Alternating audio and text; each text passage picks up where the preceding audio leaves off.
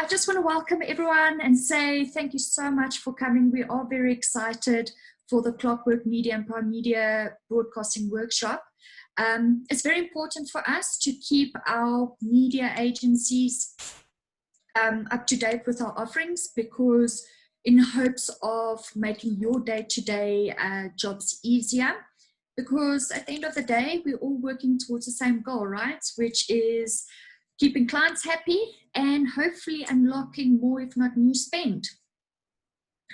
So this is a very informal workshop, so please feel free to ask questions as we go along. If you're too shy to speak up, simply pop your message into the message box, and Mpumi is going to be monitoring that, and she might ask the question on your behalf. The other thing is, we know that it's always during these times that the kids are going to be fighting. I don't know, the dog's going to be attacking some hardy dog in the background. So if you could all kindly keep your mics on mute, unless you're obviously asking a question. So that would be great. From our side, I'm Lishan LaRue. For those of you that don't know me, I look after the Clockwork Media accounts here at Prime Media, well, most of it anyway. And then from the team, we have Sharon and Melissa, who are from Research and Insights. We have Melinda that represents what I like to call the Charlie and the Chocolate Factory of the company. It's the creative solutions where everything's colorful and wow, and all the great ideas come out of that department. And then Mpumi, who is my boss. So if at ever you feel I am letting you down, you can contact her directly. Please don't though, but you're more than welcome to. We have an open door policy here at Prime Media. It never happens, Leash. You know that. Never. So all of which we all have a wealth of knowledge. We've been at Prime Media for a while, and we all have a lot of experience to bring to the table to assist you in providing our clients with good solutions. I'm briefly going to cover why radio. I mean, obviously there are so many different types of media sectors right now. So why radio? Why Prime Media Broadcasting? Like, what do we have to offer? We're going to go into research and insight capabilities, the current listener behavior, because obviously COVID has impacted this. So we're going to touch on that. We're going to delve into the creative solution side of things, and then finally digital, and then we want to open it up to discussion. But of course, you can ask questions as we go along. All right. So why radio, guys? You know, first and foremost, everyone knows that radio is the reach medium.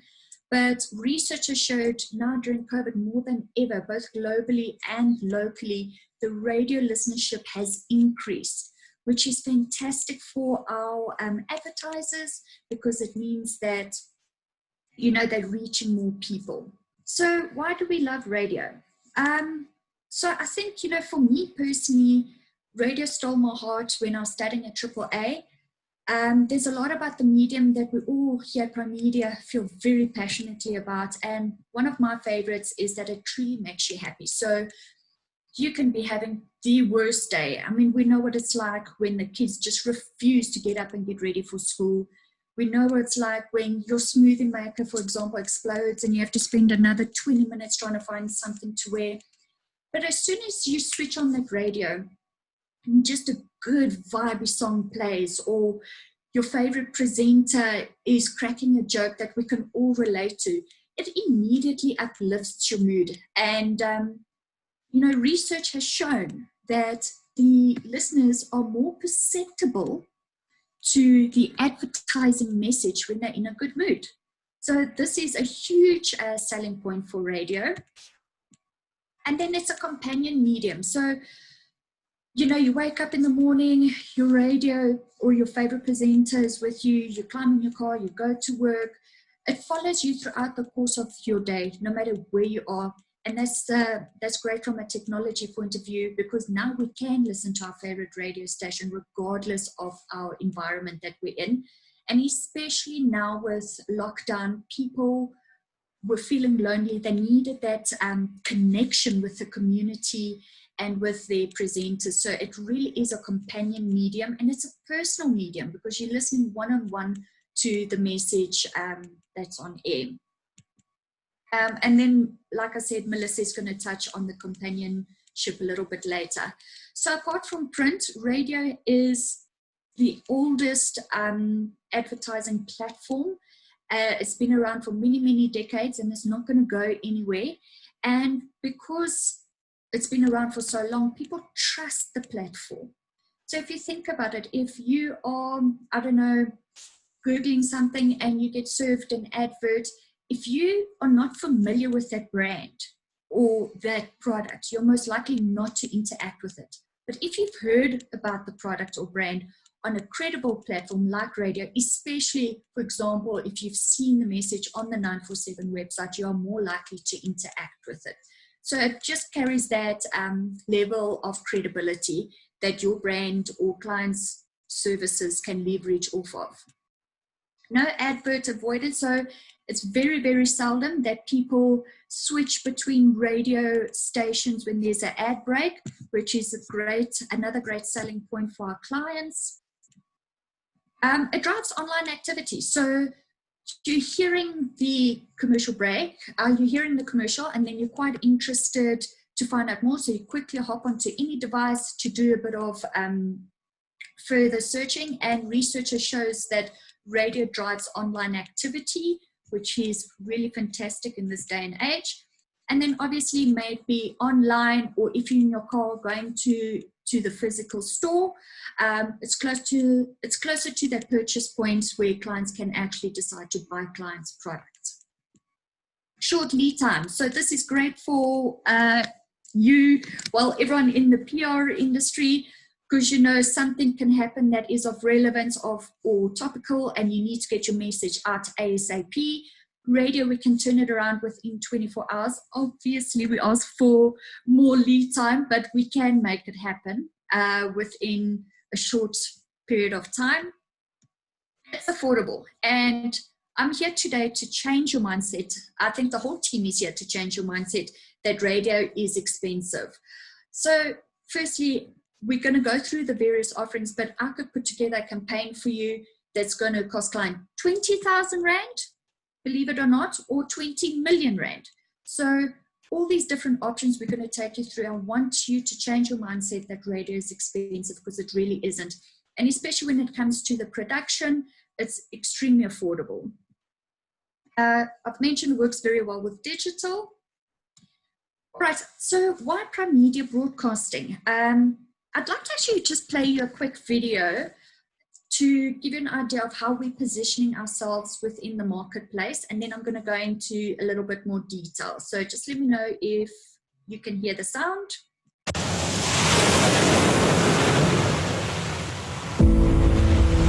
We make waves. Sure, they started off as radio waves, but our work and sweat turned radio waves into waves of change. We make waves that build things and shape lives. Waves that share how even with loss, we're a country that continues to thrive. We make waves that tell stories. Stories that become movements that ripple across towns and ripple through time. We make waves in the Mother City and in the Golden City. We make waves that define us, provoke us, and sometimes escape definition, even by us. We make waves that hit hard and that hit home. And with global and local hits, we make waves that hit the right notes. We make waves that flood communities with hope. And when they need it the most, we make waves that flood communities with help. We make waves that challenge people to walk their talk, and waves that challenge people who prefer to ride than walk. We make waves in cars, in the streets, in online feeds and tweets. And so that we don't misquote, we make waves using your voice notes. But above all, we make waves that carry the voices of South Africans from different backgrounds, beliefs, races, and cultures, with an understanding that if their voices can inspire someone to speak out and speak up, do more and be more, we can help inspire a generation of South Africans who can make waves of their own from city to shore. This is what Prime Media Broadcasting is here for, to make waves, because we know that with every wave we make, we create connections. We are Prime Media, and we make waves.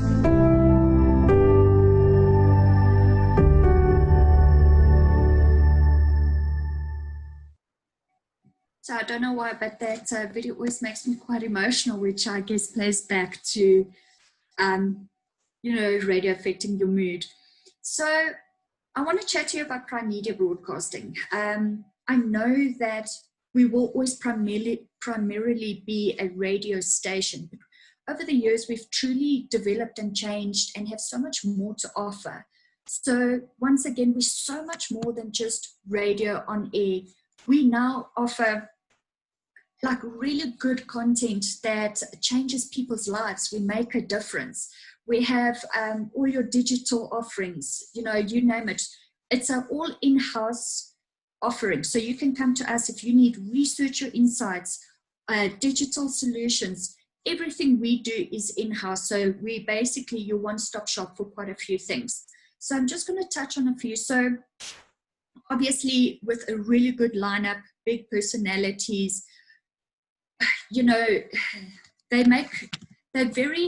make a big difference when, for the likes of a Bruce Whitfield is reading out your client's script, when the likes of an Anele is discussing your client's product.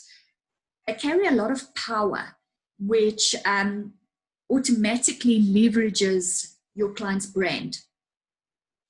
So please feel free if you want to get our presenters involved. There is that offering as well. Creative solutions, as you know, the Charlie and the Chocolate Factory guys, all your bespoke, creative, wow moments on air come from that department. And we can literally sit and help you and brainstorm with you things that we can help you in your portfolios for your clients. Activations and events, hopefully, please tell me some of you have heard of our events, if not attended them. I know you're probably thinking, but what, there's no relevance to events now with COVID. Well, surprise, surprise, we are innovative, and Melinda is going to talk you through that in her section. Data and insights, we've got a whole department that does all the research, and it is important that everything we put on air, the research and the insight shows that what we are doing is correct. And the team is going to take you through what we have to offer there. Please, guys, this is also a free service we provide. So if ever you need some research or insights done for a certain client, talk to us. We're here to help and assist you. Then digital covers, your streaming, your apps, your podcasts, your social media, everything that is digital. Dean will take you through that. And then finally, from a CSI point of view, I think this is very important or relevant for the PR agencies. So basically, I know that clients have an advertising budget and then they have a CSI budget. So there's potential to unlock and marry what we have to offer on air with what client wants to do. So we have Fresh Deeds, for example, that happens every week.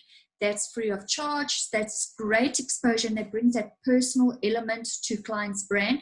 Again, research shows that brands or products that support good causes, the listener is most likely to support that brand.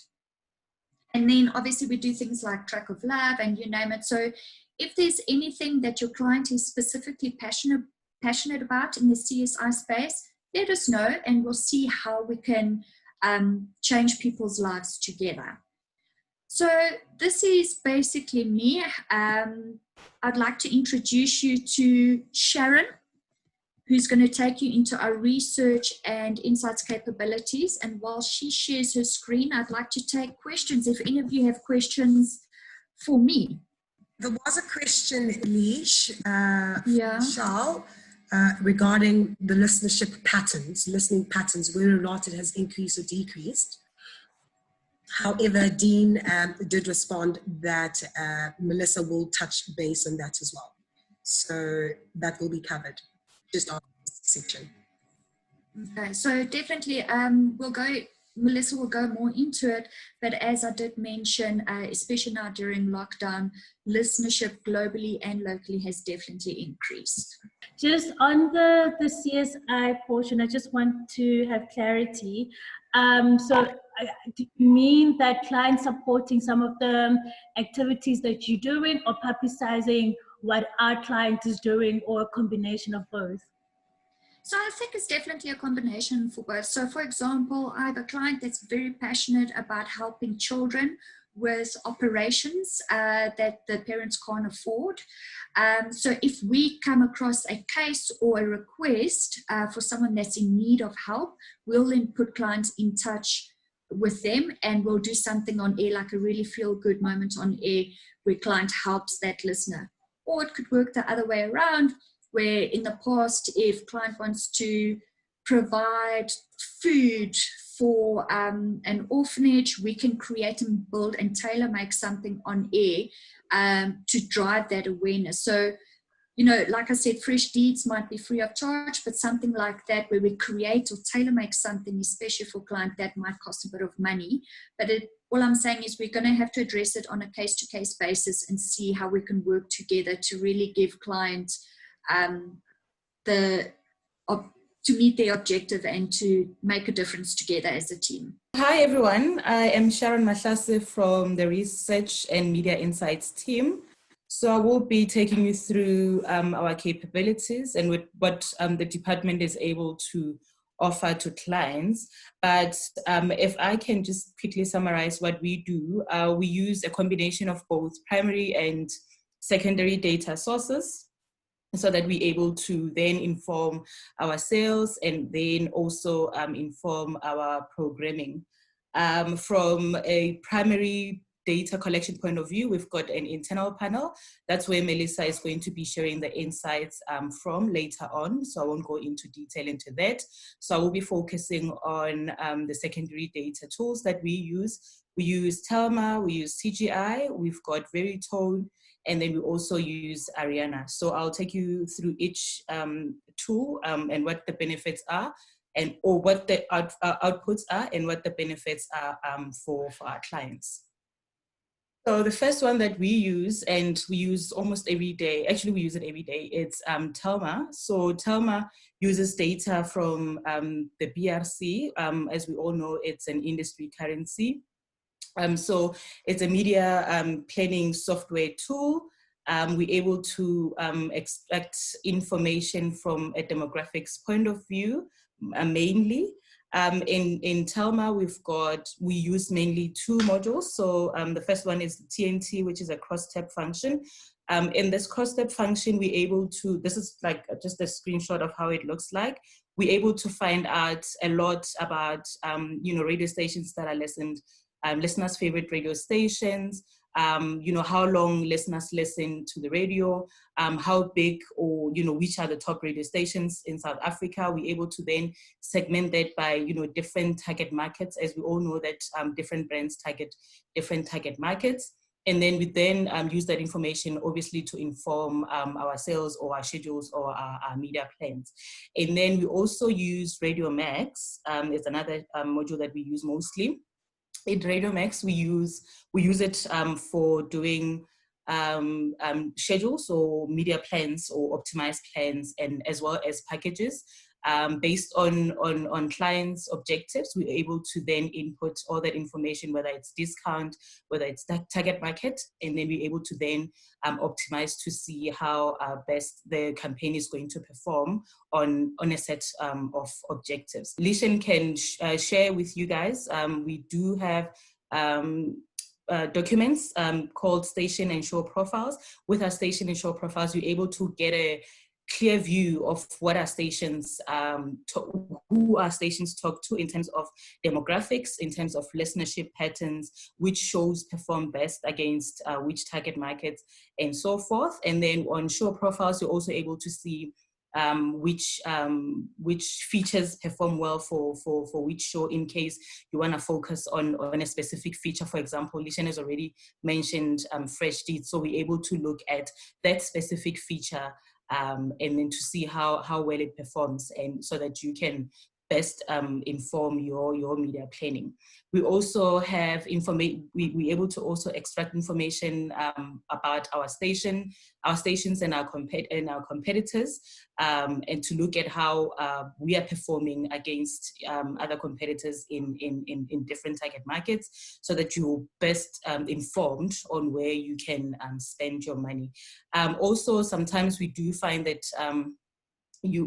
some clients don't know who to talk to or which campaign can best perform for which target market. We're able to then assess that and do what we call heat maps, so that we know, we can check for you where the target market is best concentrated, so that you're able to then make a clear or informed decision in terms of targeting. We also have another tool called TGI, and TGI is an insights, gives us insights into demographics, behavior, products, and brand usage.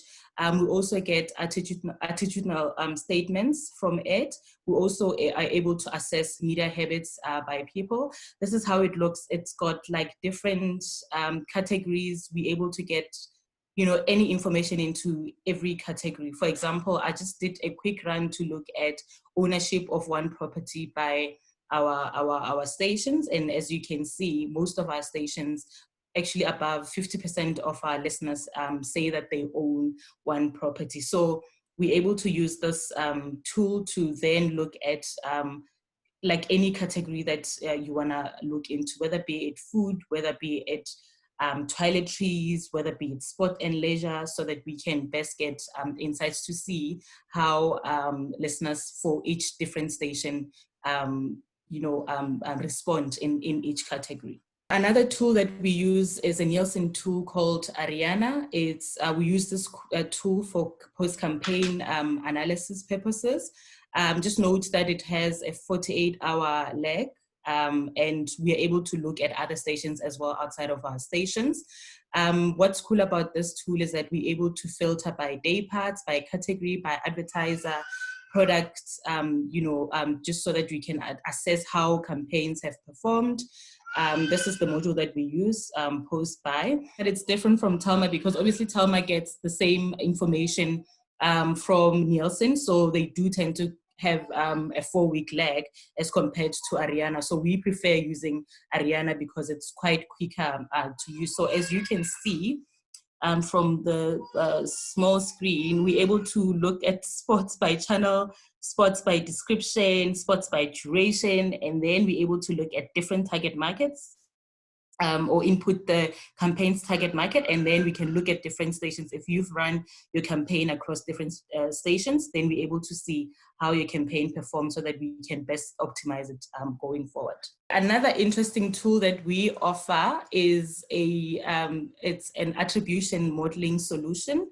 It's called Veritone Attribute. This allows us to measure the impact of radio investment in terms of online traffic and engagement. We offer this tool at no charge to our clients, with obviously appropriate campaigns. I'll get into what that means just now. This tool gives us an insight into the best use of station mix, format, duration, creative, day of the week, day of the day, and also we're able to then optimize according to how each element performs, and then we can obviously then change or inform how we then best optimize the performance of a campaign. How this tool works is that we plug the ad into flighting data into the tool, and then you, from your side, you need to give us access to analyze the data through your Google Analytics platform. Veritone then attributes credit for flighting within a time window. Right now, the time window is, the standard time window is 8 minutes. So if a click happened within a certain time of flighting, the click is then attributed to the radio station. But just note that for drive time, the time window is 25 minutes because obviously we need to allow for people to then have a chance to then use their phones to go online, for example, because most of our listeners would be driving during that time. Those are the type of campaigns that work well for this model. The campaign has to have a strong call to action. It has to have a compelling offer, and it has to offer agency, and also it needs to have mass appeal. What we need from you guys is access to your analytics platform, and then we manage the player data. Just remember that there is no cost for the service. And then note that for now, we only measure prime media stations only.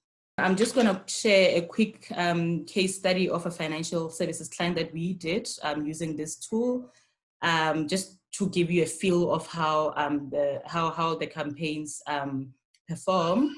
So we did this campaign for a financial services client, and we had the campaign in total had 86 spots on 702 and 947. At the end, we're able to see a lift of 12% that we could attribute this to 12%. This is one of the highest that we've got, because I think on average, we do get a lift of 8%. So as you can see, just as a snapshot, you're able to see ad visits by day part. In this case, the date for this particular campaign, midday was obviously performed higher. And then also we're able to see it by creative. Creative one performed higher. And then we're also able to see it by hour, by day as well. As you can see, Fridays tend to perform higher than most of the other days of the week. So obviously, we monitor this on a day-to-day basis, and we're able to then optimize to say, can we maybe increase, creative one as it is working best than the others? Can we then increase spots on Friday and Saturday and Sunday, because those days seems to be performing better for this category, and so forth. In the beginning, I did mention that we have a primary research that we do in-house. We use a Prime Connect panel, and our panel has a capacity of 10,000 respondents across all our stations. So through this, we're able to, Melissa will show you the insights that we're able to get, the type of insights that we're able to get out of this tool. From this panel, we're able to get or to understand consumer behavior and sentiment across specific categories. We also use it to get sentiments towards an event. We're able to then also identify individuals who interact with a specific category. We also use it to assess brand trust in a certain category. We also use it to assess, the media landscape, to explore media usage by our listeners. We use it to evaluate services and promotions, and we also use it if, in case you wanna, test ad awareness or test if a certain ad copy worked or didn't work. Melissa will take you through insights, or the type of insights that we get from this tool just now. Thank you. So with regards to the stats and data, it's upon request. So if you need anything, you can request it and we'll put it together for you. So yeah, just let us know when and as you need it. Hi everyone, thank you so much for joining us today. So as Sharon mentioned already, we utilize Prime Connect. Prime Connect is a panel with a capacity for 10,000 listeners across our various stations. It also takes into account radio listeners across other stations as well, so competitors.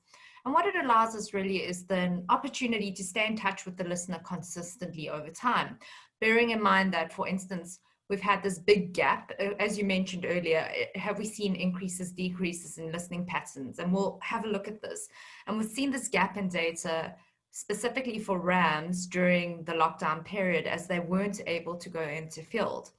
And really, we do a lot of different research. This is just one of the aspects of research that we do. And this is the one tool that we utilize for clients. But we have internal research, such as our market studies, which allow us to stay in touch with our audience on a regular basis to understand what brings them into radio, tune out factors, what they think about presenters, and so on and so forth. So just getting into the listener headspace right now and where we are, if we look at listeners specifically during lockdown, we've seen consistent trends from level 5 right through to level 3. And now we're going to look at more trends during level 2.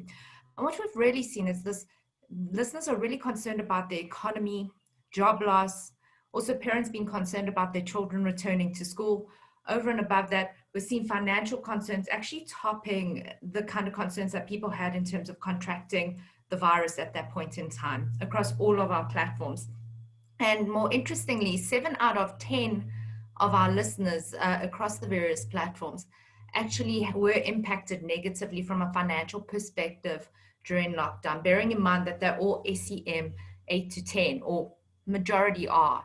So what does this really mean for us? And many people have said, are people still listening to radio? Because we've seen the shift in consumer behavior as well. So are people actually listening to radio during this time? And the answer simply is yes. But what we've noticed, if we look at Kantar's data from May, is an increase across the various channels. And this is where we have time and space blurring, people starting to actually utilize digital platforms from home more readily as well, and going onto social networking more frequently. So going back to what Lishan said already at the beginning of this presentation, how people have this sense of belonging and looking to connect with one another. But radio also being a space for that, and our audio consumption changing and shifting. And this is in line with what we've seen globally, with podcasting increasing by 40%, terrestrial radio up by 28%, and online streaming radio also up significantly. And if we have a look at our listeners, so speaking to that connectedness, people during lockdown, one of the things that we asked them, what are you looking forward to doing the most once the lockdown regulations actually ease? And they all said to us, well, I'm really looking forward to spending time with my family again, especially my friends and family.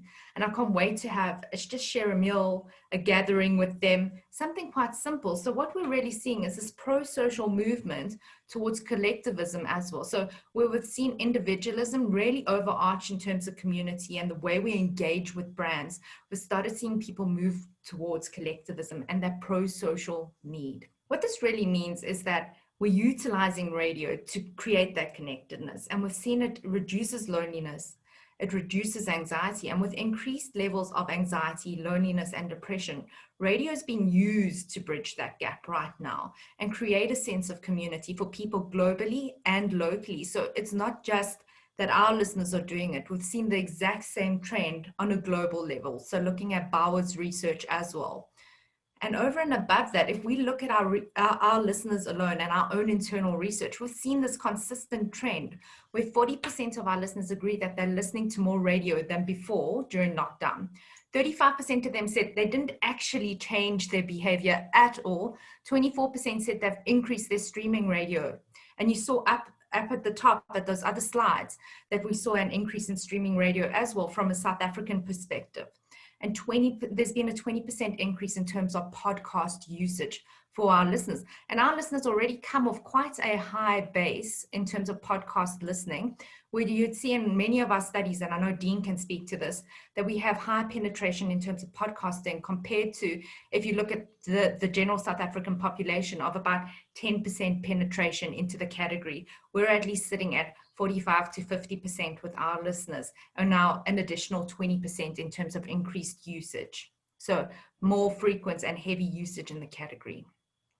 Many of our clients have also said to us, but Melissa, where are they listening? So surely if it's people aren't commuting as frequently, they're not going to be listening as frequently in the car. And what we've seen is vehicle listening is actually increasing again during level 3. It picked up again. We did see it decline during level 5, without saying, when people's freedom of movement was actually prohibited at that point in time. And over and above that, we see AM, FM radio, it's pretty stable and it's normalized, and mobile device usage as well. But an interesting drop for us was with TV consumption of radio. And when we look at the actual pattern of listening across all of our stations, we see it move up by about an hour in the morning. So people have adapted their actual listening behavior to their new conditions. So many of us having Zoom meetings, or possibly getting your kids onto a Teams meeting for school, or having to do some homework in the morning. So we've all adapted our radio listening behavior to that.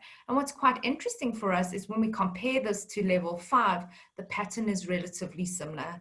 We don't see massive changes in these peaks and troughs. We just see more of a normalization. However, we did see during level 5 quite a significant increase in terms of streaming behavior, which has actually started to normalize. And this is primarily going to be P1, or your most loyal listeners kind of behavior. So you can see quite consistent listening behavior throughout the day. We do have this by station. And if you have a look here, 947, you can see this nice peak in the afternoons, actually. Quite a consistent listening pattern, but you can see the fresh effect happening over here. A lot of people coming in for appointment listening as well. You have more P2 kind of listeners coming as well. So you have different listeners from different stations coming in during this time period, which is really interesting for us to see. Over here, 702, and we see the significant peaks in the morning. Over here, we've got this nice afternoon blip, and then again in the afternoon, with quite significant in-evening listening patterns as well. KFM, very nice peaks and troughs that we're seeing, but nothing outside of the norm that we wouldn't expect. And further to that, Cape Talk, with great in-evening listening, which is quite interesting, I think, as a brand. If we look at the actual content that people want to actually hear about during lockdown, we've been tracking this throughout our various studies and the various levels.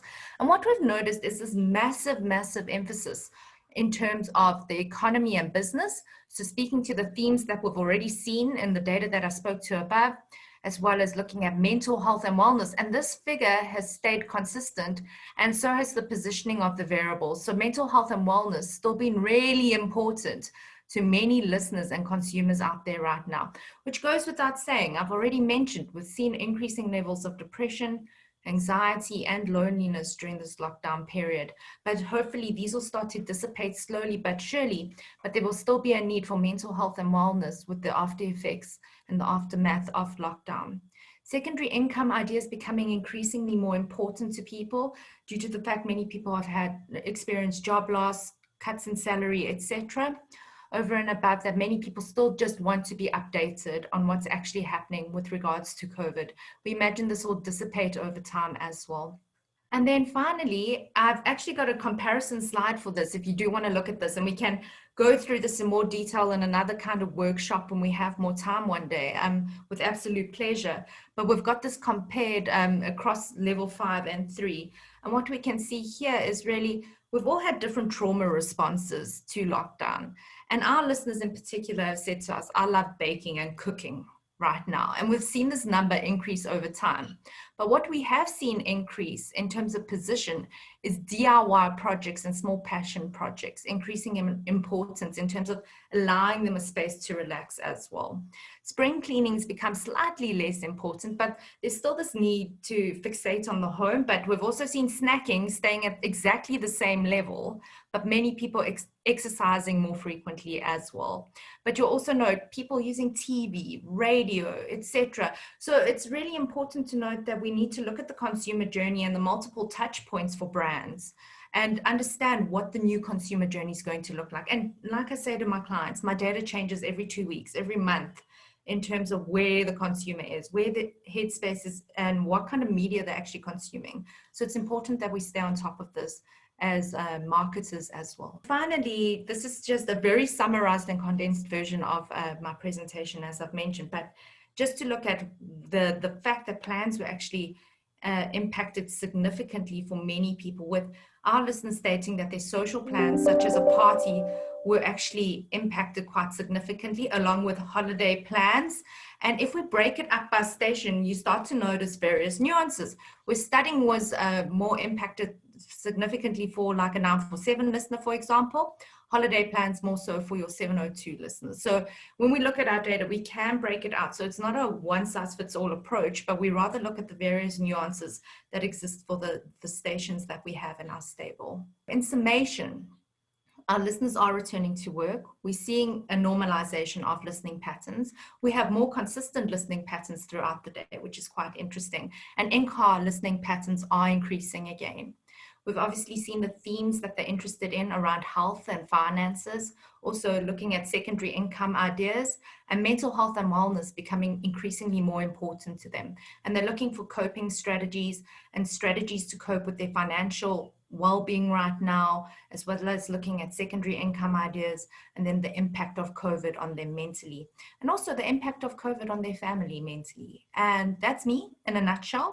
Should you require any other Thank you, information, Melissa. please let us know.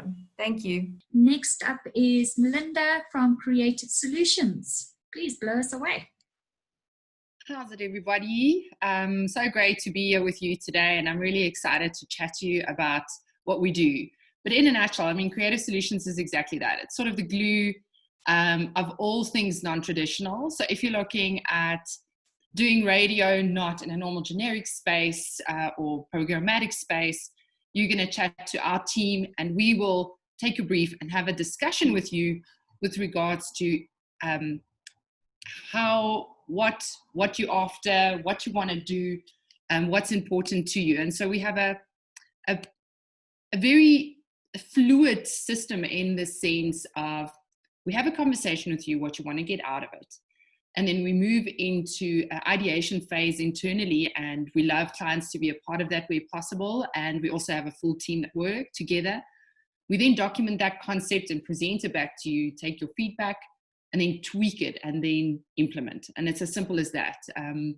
We have been known to turn briefs around very, very, very quickly. I mean, it's just an extremely dynamic environment to work in, and often it is, I would say, the most exhilarating place in our business, because we get to do stuff that pushes the boundary and pushes our creativity to all kinds of great new heights.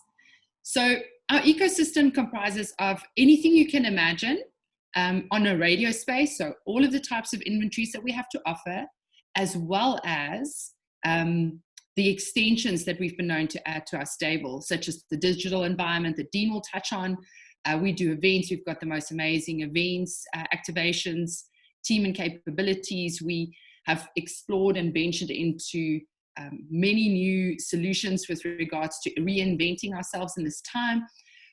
But where we are most excited is marrying our platform, our presenters, and great content of our advertisers, and finding that sweet spot about where we can have conversations that are coming across in a native and authentic way, rather than just the normal sort of 30-second ad, which has a very important place in our lives and in our scope. The most exciting thing of where radio has been able to go is really, really tapping into that deep and intimate relationship that we have with our listeners. You know, you don't generally tend to pass a billboard and nod in agreement of a statement, but you will nod and smile and disagree and agree in your mind, perhaps vocally, in your vehicle or at home when there's a conversation that's being had. You will giggle at a joke and you will emotively engage. And so that is where we absolutely find the magic.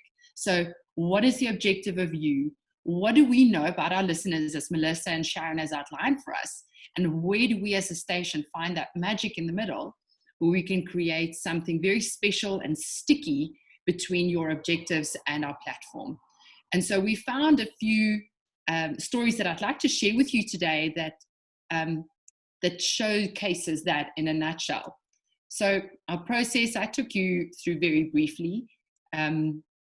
Right up front there obviously is making sure that we integrate all departments, and Sharon and Mel are very important to that process for us, and ultimately get that kernel of a strong idea that's going to make your campaign very, very powerful. So as an example of something we've recently done is, well, we just started this campaign last week, and it's a 6-week campaign, and it's the perfect example. And I have a feeling that with you guys having serious PR hats on, is that this will speak to you. It's a brand campaign, or it's very much a content integrated campaign where Dove brought to us a brief and said they have a campaign called Courage is Beautiful under their Care on Call sort of initiative. And they want to have a conversation about many things that we are going through as women and families, dads, moms, but they don't just want to create snippets of content on air. They want to have deep and meaningful conversations on the radio.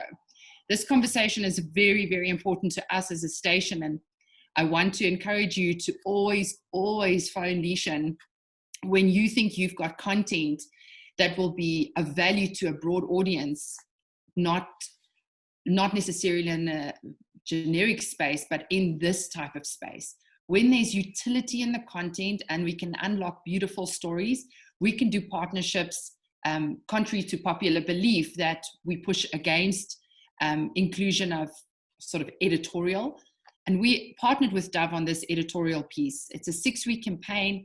We have a feature called Navigating COVID-19. It's an Azania's show every week. And we are doing a series within this existing content feature that runs with or without a sponsor or a partner. And we are inserting the Dove ambassadors and experts that are a part of this call helpline that they've created.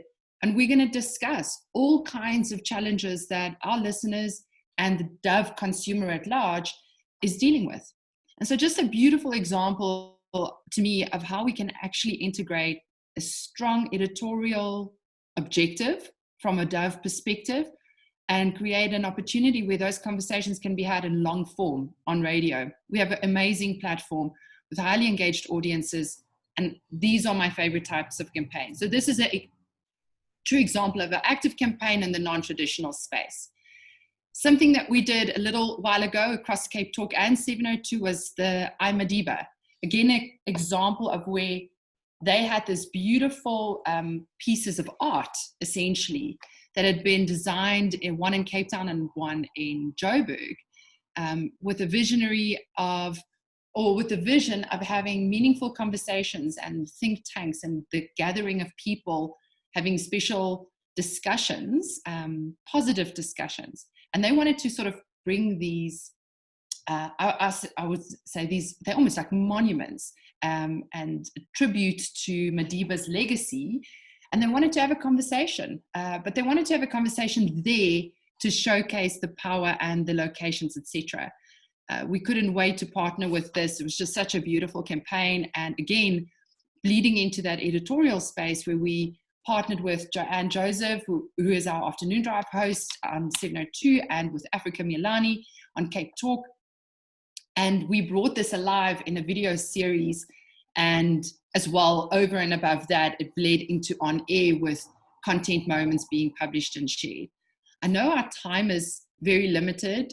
There's a beautiful video here, and I'll play the first few seconds just to show you a little bit of what we were able to achieve.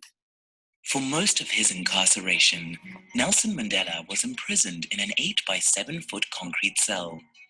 Despite everything, his spirit and vision were never confined to it, and his ideology of conversation, compassion, and compromise has remained boundless.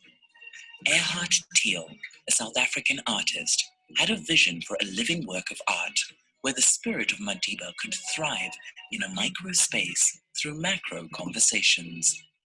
In partnership with the Nelson Mandela Foundation and Sanlam, 21 conversational spaces have been created thus far. Prime Media Broadcasting became involved in... I think that gives you a sense of sort of the production and what it looked like. It was a very, very special campaign. It ran for a week and we had such phenomenal results. Dean worked very closely on this project, so any questions you can shoot at us after this or even after the fact, and we can answer more questions around how can we create more things like this. Joburg Day is one of our iconic events. It's one of our most loved ways to bring our audiences into our intimacy with an actual physical gathering. And this year has given us the real great challenge of exploring this virtual world. And we are doing Joburg Day in October, in a virtual environment. So please do keep listening. I'm sure Leishan can send you more of the details. And it's going to be something really, really special. It's going to live in the digital space, but we're also taking it live on air. And so there's a lot of exciting moments on air and through the whole campaign that will keep our listeners actively engaged while we integrate the client's products and objectives very seamlessly with something that our listeners just love engaging with.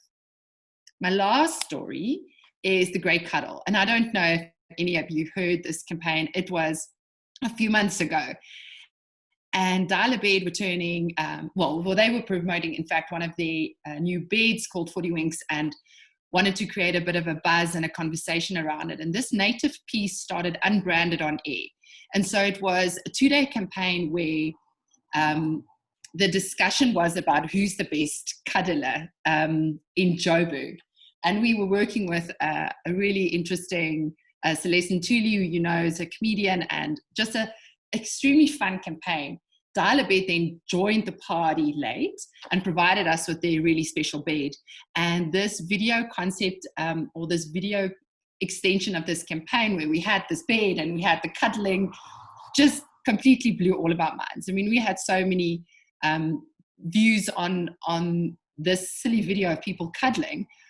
But just again, I hope that you're really getting the sense of how we create story arcs that ultimately Dial a Bed was the total hero in the campaign, but the way in which we landed is that very authentic native approach. And then we bleed into sort of making our clients the hero. It can be upfront, it can be halfway through. And so we love playing around with clients, and the more adventurous you are, the more creative we get. Something that's new that I thought would tickle your fancy is a new opportunity. We're calling it product placement, and I think the name says it all. It's essentially a story arc that the Breakfast Club, this is exclusive to 947 for the moment. It's a brand new feature, and we've done it with Old Gold, and Lishan can share with you the audio piece so that you can hear how it works.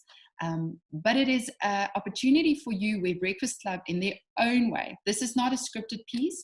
And so if you want a power spot that has slightly more scripting involved, there are other avenues in which to get that across. A product placement piece is a long form content piece where we talk about your product in the way that the Breakfast Club creates a story arc. It will not be defamatory to you, but it will be completely authentic. And they do a phoner into the audience. So the audience then engages in and around this product. In the audio that she can send to you after this, it was Old Gold. And so she opened a bottle of Old Gold in studio, and you heard that click, and it was just so special. And everyone was like, oh, when I smell Old Gold, I think of fried eggs, and I can't eat eggs without Old Gold. And the audience has phoned in about, do you keep your Old Gold in the cupboard or in the fridge? And there was a whole debacle over who's right and who's wrong. Really great product placement package or opportunity for us. We offer it only once a week. It's a very special and exclusive new intervention of ours. And again, a really fun way for, especially in the, I would say, the public relations and the PR space, of having conversations with you about what are you launching, what are you bringing to market, what's new about your product, what's new, what's great about the event that you're a part of, and how can we create that content on air that just completely lifts you out of the clutter and lives in a non-traditional space. That is my story, Flate, I'm 8. And Dean is going to take you guys through some digital. All right, cool. Guys, they always say leave the best for last and make sure it's short, punchy, and entertaining. So, surprise, surprise. So, I'm here to take you very quickly through, and we'll try and do it in 5 minutes. And then there's always an opportunity to discuss more about this later in a more intimate forum, or with some of your digital representatives within your agency. But this is something that we update every single month. It's a cheat sheet. That's all that it really is. It gives you an idea of how big the audiences are across radio, social, our website, our various apps, how many people are listening via the streams, and how many people are subscribing to the YouTube channels. Now, Alicia mentioned up front that people traditionally think that radio is very expensive, but when you start looking at some of the digital channels, not only are you reaching lots of people, but it can be quite cost effective. When you look at Cape Talk, for example, as a radio station based in Cape Town that has 73,000 listeners, according to the BRC, there are generally about 100,000 people listening to the audio streams. So really big audience there that you can engage for what is in some way much cheaper than the traditional radio spots. But let me get into the meat of this presentation quickly. So, like I mentioned, we have 4 radio stations, with the 5th brand being EWN, which is oftentimes in the top 5 busiest websites in the country. Across all 5 of our websites, we've seen fantastic growth over the last year. EWN, even off of a big base, we've seen fantastic growth year on year with 65% growth. And that equates to 5.7 million unique users. And that was just in the month of July. Interestingly enough, that's also the highest number of users that EWN has seen since the beginning of lockdown. So lockdown, we saw a big spike. And not only did that spike remain, it actually grew month in, month out, which is a testament to the quality and caliber of journalism and the need for the independent, credible journalism in the country. It's one thing knowing that there's lots of people, but it's also more important to understand who those people are and what they look like. So we access a tool called Narrative, which gives us fantastic demographic detail about the audiences on each of the stations, each of our websites. And we can build custom reports for you guys if you want to try and dig into who does what they're interested.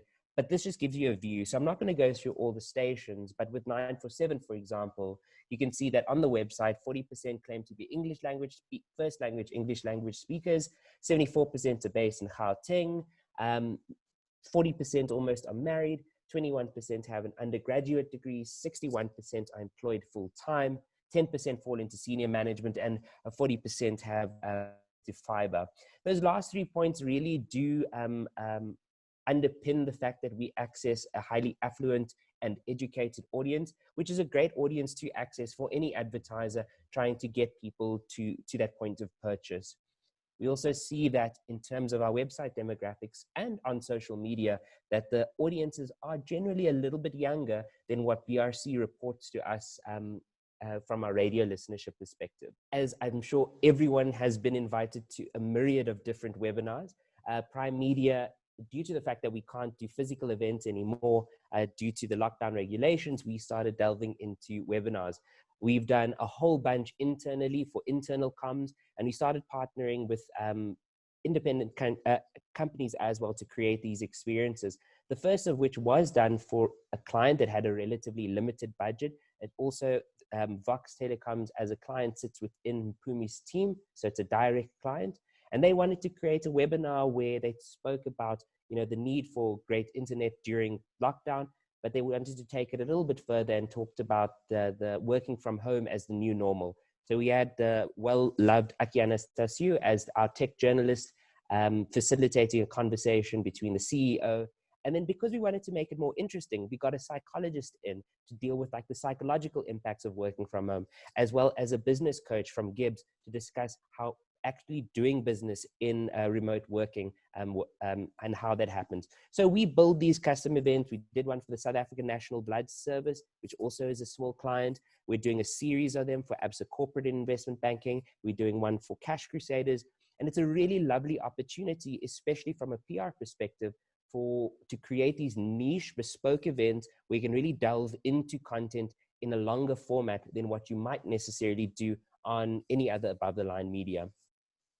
One of the big things that a lot of people have been asking questions about is digital audio streaming. So to put it simply, everything that you can hear on any of the radio stations on your little radio in your car, you can also listen to via the apps and via the websites. Interestingly enough here, majority of those people are listening via desktop, which means that if you start engaging those people via the audio streams, they're one tab away from opening up that Take-A-Lot website or that Superb listing and going through that customer journey into your environment. Again, here we've seen fantastic growth, and I won't bore you with the numbers, but across our organization, we've seen 40% growth year on year. And we've seen not only a spike during COVID, but consistent growth after that as well. But people always think that streaming and radio are the same thing and people listen to it in the same way. But the reality is it is different. Now, these two graphs are not to scale. And all that I'm trying to demonstrate here is the listening patterns. So with 947, for example, you see a big spike in the morning when Anele and the team are on, and a secondary spike in the afternoon when Fresh are on.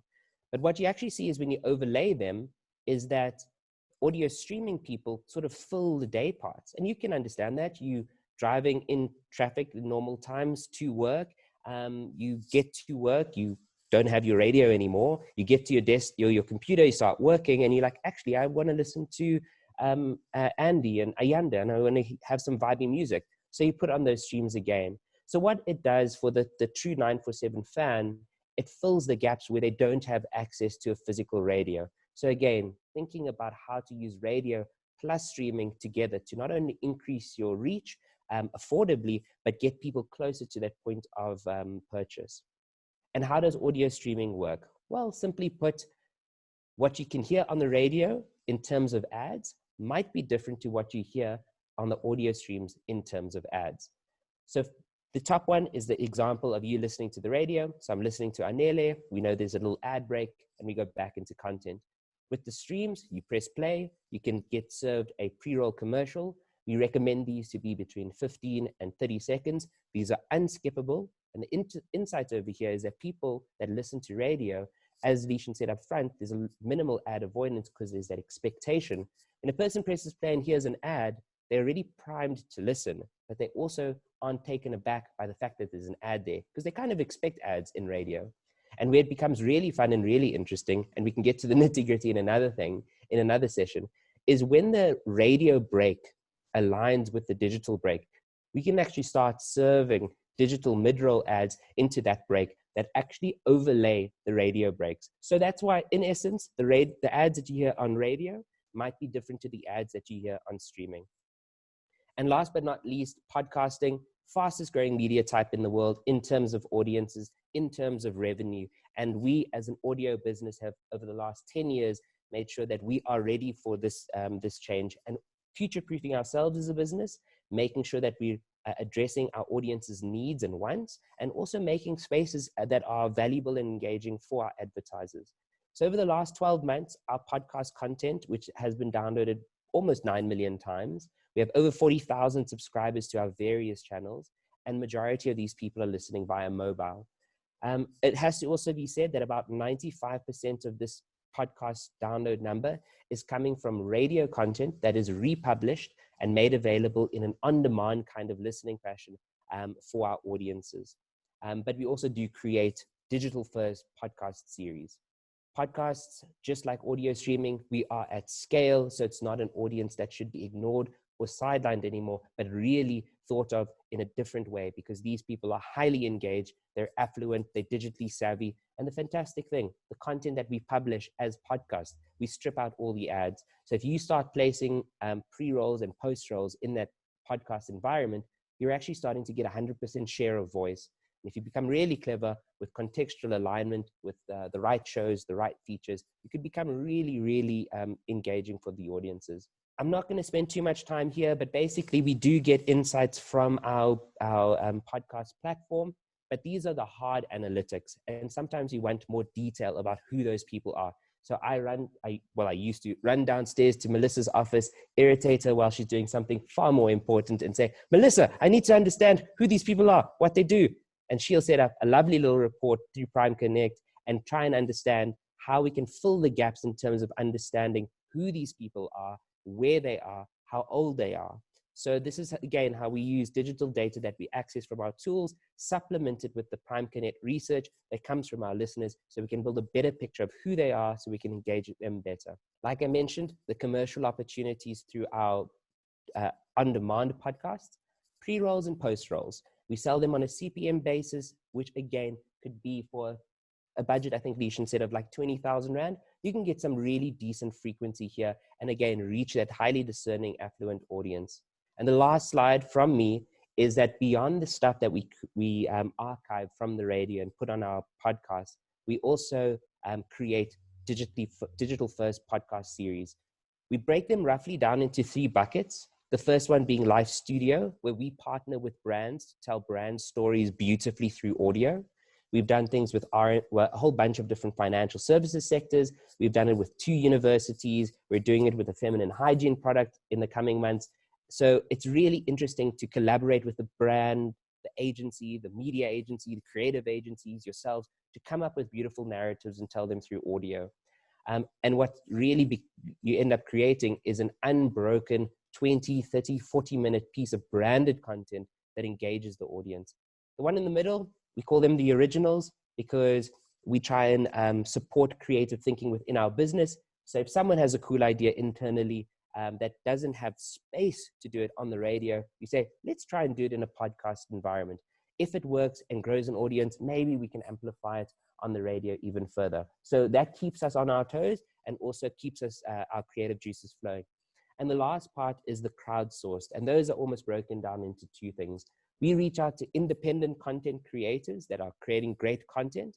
And we say, come on over to our side. We'll host your podcast for free on our platform. We'll give you access to some of our tools, access to our sound engineers, access to our studios if we've got the capacity, and really just add some professional polish to the podcast that they're creating. And then the other side of it is when brands have created podcasts but are struggling to get those podcasts out into the world. We say, cool, bring it over onto our platform. Let's build a little solution around it and amplify it. So we're doing lots of really interesting things. It keeps us awake at night sometimes, working till 10 p.m. on a Sunday to meet ridiculous briefs. But we love the challenge. So if you have any questions, any ideas, any challenges, don't think that let's not ask Prime Media. They don't do those kinds of things. Ask us, because there's a good chance that we have done it. And if we haven't done it, we definitely want to try and do it. And that's it from me, guys. Thank you so much. As mentioned, this is just a starting point. We obviously would like to sit with each of you and unpack your clients and your portfolios to see where we can help you meet your objectives. But I'll set that up at a later stage. Do any of you have questions before we say goodbye? I think maybe if there are also any questions, Lichi, maybe we can just put them on mail and then we can go through all of them as well. Please feel free to pop me a mail if you have any questions. But we hope to see you guys soon and work closely with you guys going forward.